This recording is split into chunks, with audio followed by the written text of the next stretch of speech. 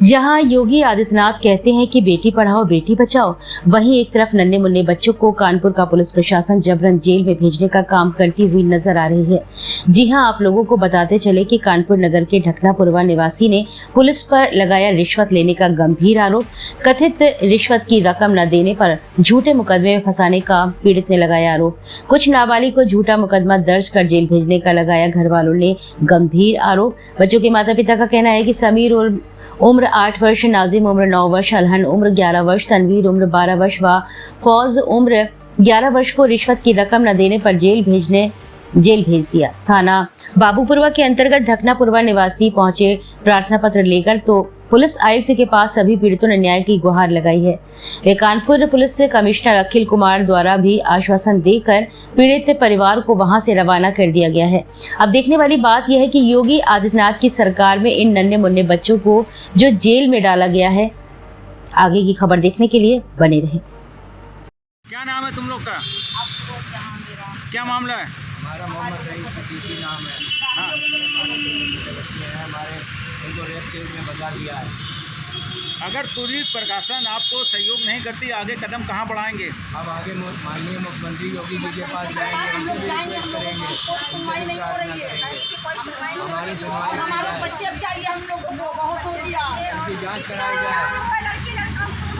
हाँ, या तो बंद हो, पार्टी बंद हो,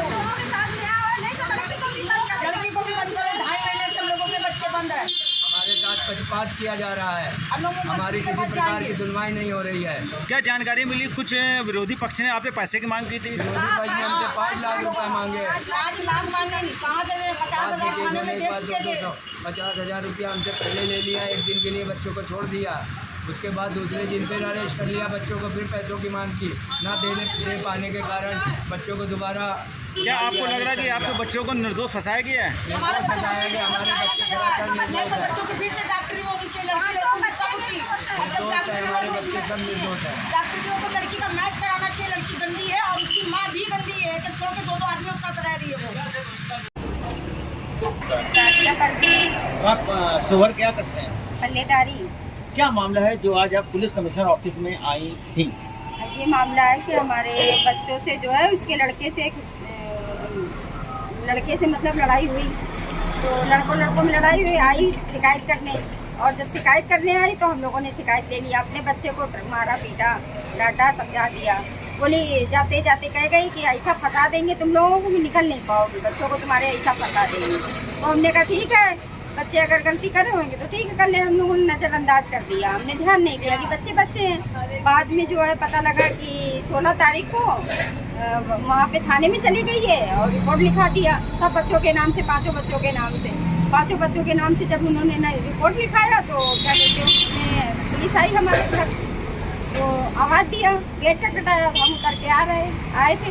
उन्होंने पूछा कि रईस तुम्हारे आदमी का नाम है? तो हमने कहा जी सर हमारे आदमी का नाम है। तो बोले कि तुम्हारे तन्नू मन्नू बच्चे हैं क्या? तो हमने कहा हाँ हमारे बच्चे हैं। हमने कहा सर क्या हुआ है, बच्चे ने क्या किया है आप बताइए। तो बोले कि थाने चलिए वहाँ बताएंगे। तो हमने कहा हम फिर वापस घर गए। वहाँ पे हमने अपने हस्बैंड को उठाया, उससे कहा कि पुलिस आई है और बच्चों को पूछ रही है, बच्चों ने ऐसा क्या किया है कि बच्चों को पूछ रही है। तो कहीं चलो हम भी चल रहे हैं। ये भी नीचे आए मेरे साथ, इन्होंने भी बात किया, लेकिन फिर बता नहीं रहे थे पुलिस वाले। बाद में फिर बोले, हमने कहा सर बच्चे उठ नहीं रहे, बच्चे सो रहे हैं, कहीं बच्चों को लेके आइए नहीं, हम गाड़ी लेके आएंगे, बच्चे उठा ले जाएंगे, बच्चों को उठा ले जाएंगे।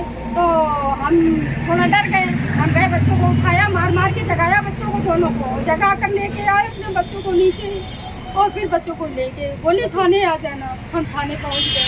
वहाँ फिर पता लगा कि लड़की के माँ ने बच्चों के ऊपर देख गई, इल्जाम लगाया। पास हम लोग हैरान हो गए कि बच्चे खेलते थे, लड़कों की बात थी, लड़की के इन्वॉल्व कर दिया उसमें। फिर पुलिस वालों से हम लोगों ने कहा नहीं सर ऐसे ऐसा कुछ भी नहीं किया, कहीं ठीक है परेशान ना हो, तो हम बच्चों को बचाने की पूरी कोशिश करेंगे। पुलिस वालों ने कहा। हम लोग सारे में 4 दिन थाने में रहे, कभी कहीं छुपाते थे बच्चों को, कभी कहीं छुपाते थे। और मीडिया वाले आ रहे थे, बार मीडिया वाले आ रहे थे, सामने नहीं आने देंगे बच्चों को, आ जाएंगे बच्चों का लाइफ खराब हो जाएगी। हम लोग भी नहीं समझे, कभी के पढ़े नहीं इन सब चीज़ों में। हमने कहा ठीक है सर, पीछे हो गए हम लोग। उसके बाद जो है क्या कहते हैं कार्रवाई होने लगी।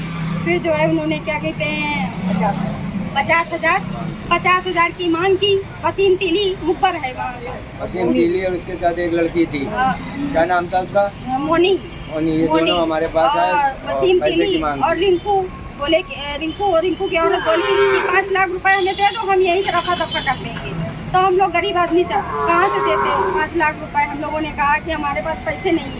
इसी तरीके से हम लोगों ने 50,000 इकट्ठा करके दिया वसीम तीली को। बोले ये सर अंदर मांग रहे हैं, विकास शर्मा।